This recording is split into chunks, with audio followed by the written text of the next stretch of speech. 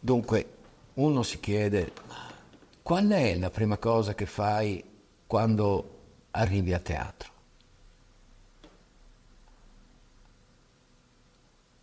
Timbri il cartellino?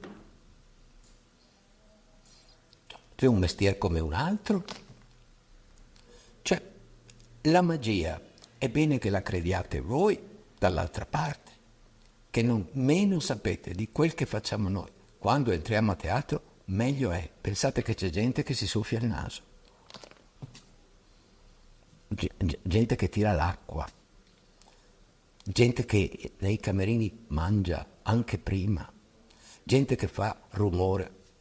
Insomma, meno ne sapete di quel che c'è dietro il teatro, più resta la magia del teatro, secondo me. Chiudi, chiudi se non ne sanno troppo.